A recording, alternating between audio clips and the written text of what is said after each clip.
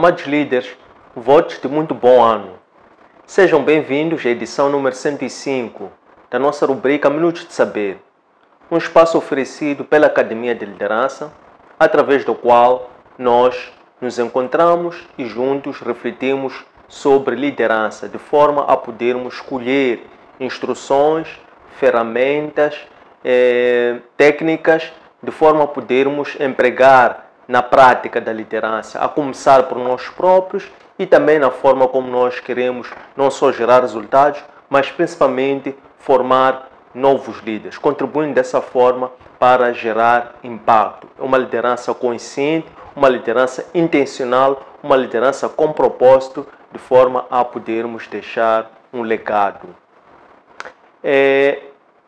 Hoje, como dizia, temos como tema liderança e gestão de conflito, é o tema número 105, mas antes de nós darmos atenção a este, vamos recuar uma semana para nos recordarmos as principais incidências da edição anterior, número 104, que teve como tema matriz de delegação de liderança.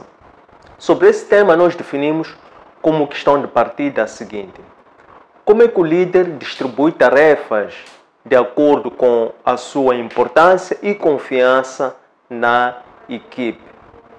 A hipótese positiva associada desta é que, à medida em que o líder adquire confiança na sua equipe, mais ele delega tarefas. Depois nós formulamos um pensamento positivo, segundo o qual o líder que trabalha o seu caráter confia na sua equipe. Na fase de desenvolvimento de informação, nós passamos por 5 principais estágios. Os primeiros 4 são os 4 campos ou dimensões do cruzamento entre aquilo que é a atitude e aquilo que é a confiança, para resultar 4 dimensões ou atitudes de liderança nesta matriz de delegação de liderança. E o primeiro quadrante é a liderança através do trabalho em equipe. Na segunda dimensão é a liderança através da ação. No terceiro quadrante é a liderança através do empoderamento. E o quarto e o último é a liderança através da inspiração. Terminamos trazendo o paralelo bíblico através da liderança de Moisés, em que este intercede para que Deus levantasse um líder que pudesse o suceder, líder que tivesse um coração segundo Deus, líder que pudesse conduzir o povo à congregação. E essa parte nós vimos à luz do livro de Números, capítulo 27, versículos 12 até 23. Agora sim, vamos definir nesta posição qual vai ser o modelo teórico que nós vamos seguir para podermos desenvolver esta nossa conversa. Vamos começar por definir uma questão de partida, como uma forma de estimular ou problematizar, ou uma forma de até provocar uma certa reflexão. Associada a esta questão de partida, vamos derivar uma hipótese positiva. Esta hipótese positiva vai ser uma afirmação positiva daquela questão, para também ver uma possível forma pela qual nós vamos explorar este conhecimento.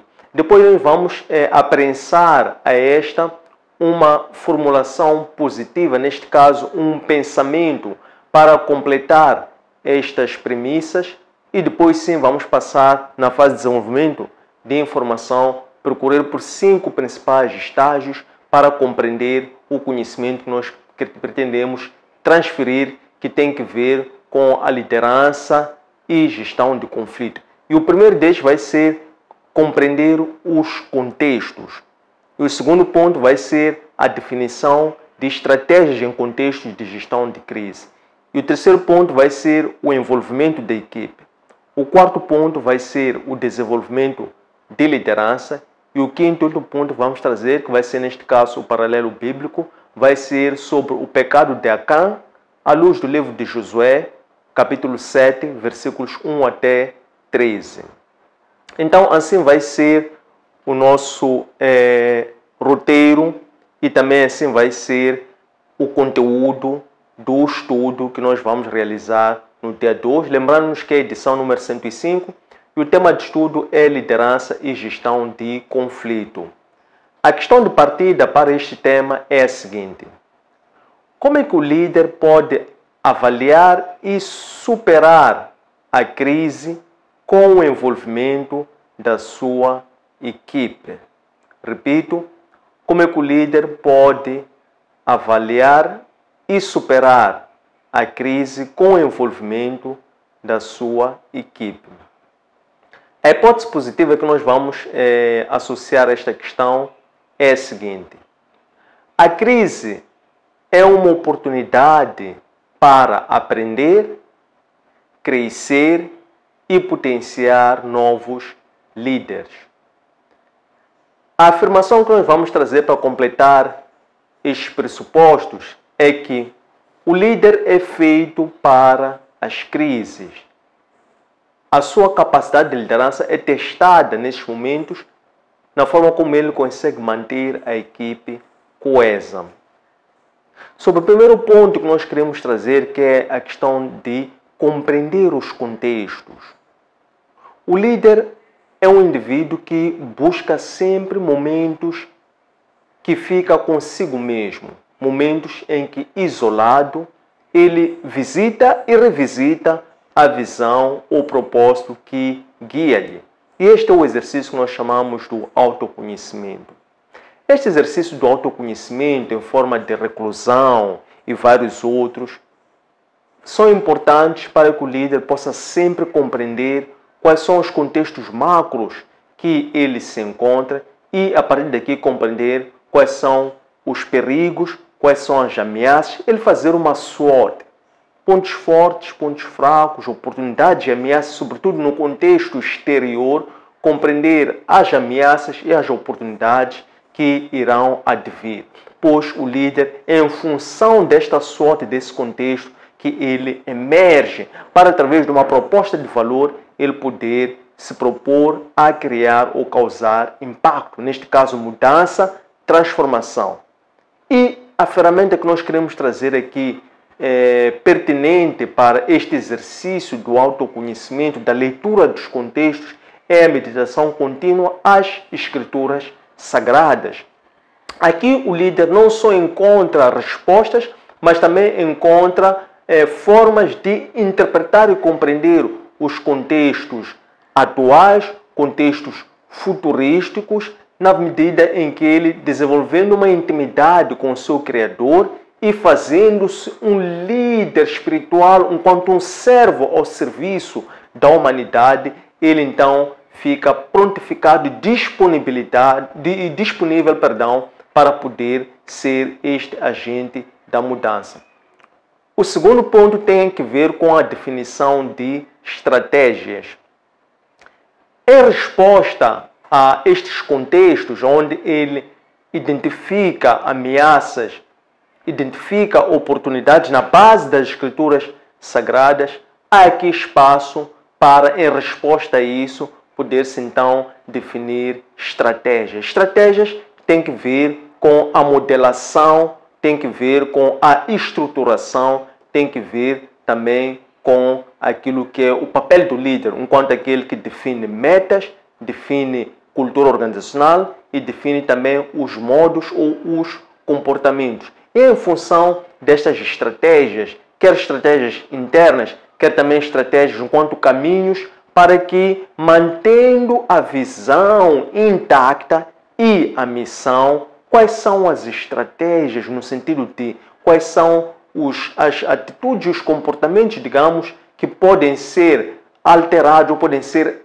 adequados, ajustados, estes que devem ser sempre flexibilizados para poderem consubstanciar num plano de ação, um plano de ação de resiliência ou em resposta a esta crise para poder se minorar os impactos que a crise sempre provoca. O terceiro ponto é sobre o envolvimento da equipe.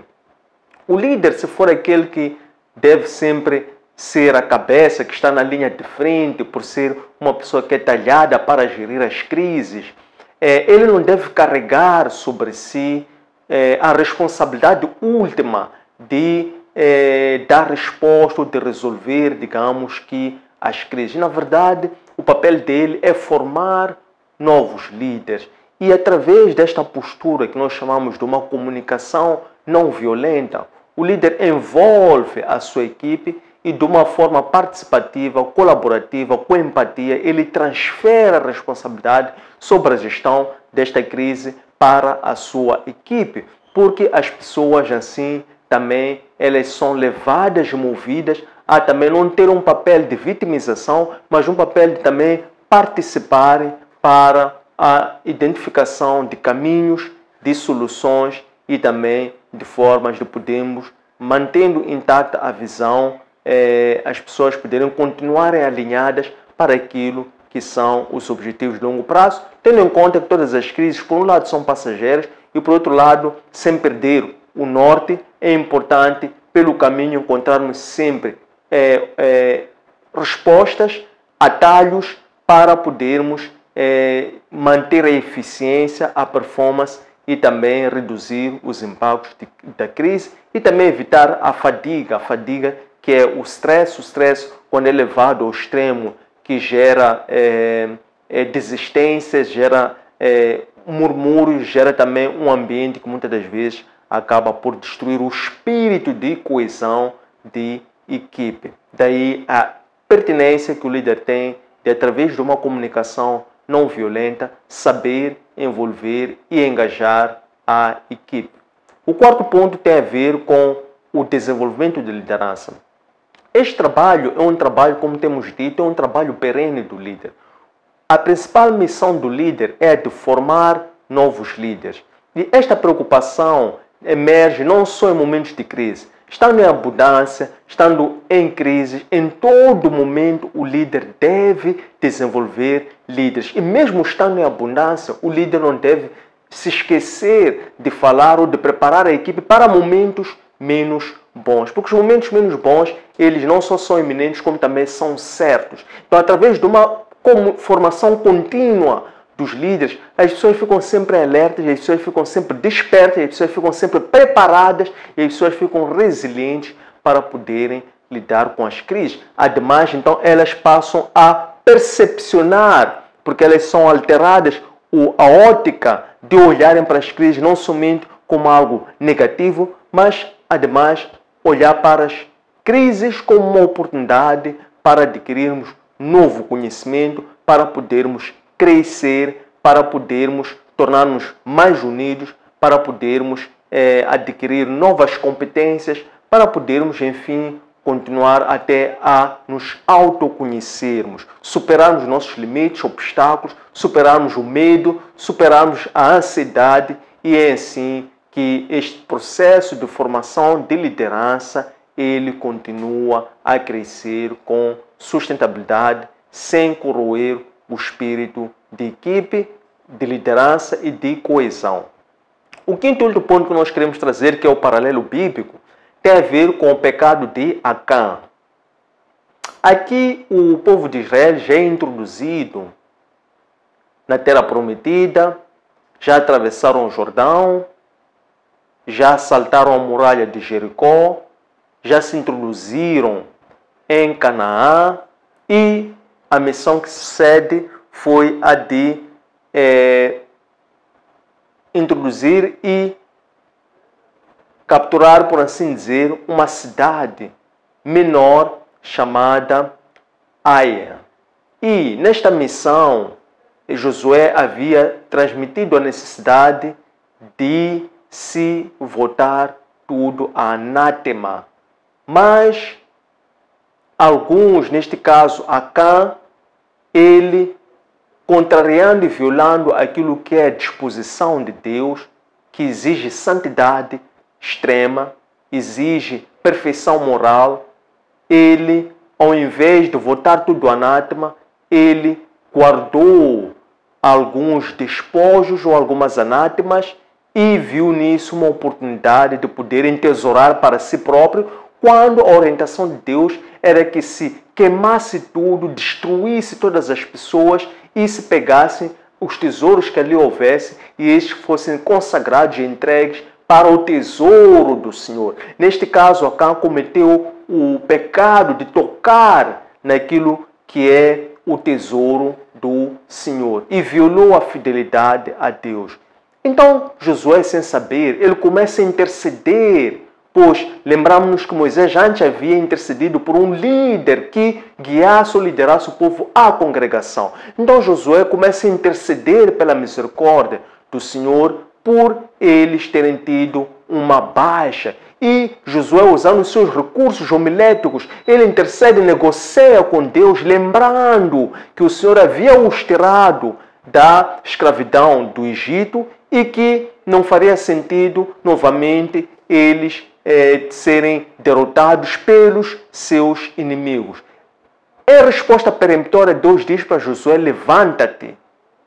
Pois o Senhor, então, neste momento, diz a Josué que aquela derrota foi movida porque houve infidelidade na parte dos israelitas. Porque Josué conhecia o valor da santidade, porque Josué conhecia a importância de, antes de nós buscarmos a aprovação dos homens, buscarmos primeiro a aprovação de Deus. Isto é, primeiro vem as atitudes, depois vem as palavras bonitas.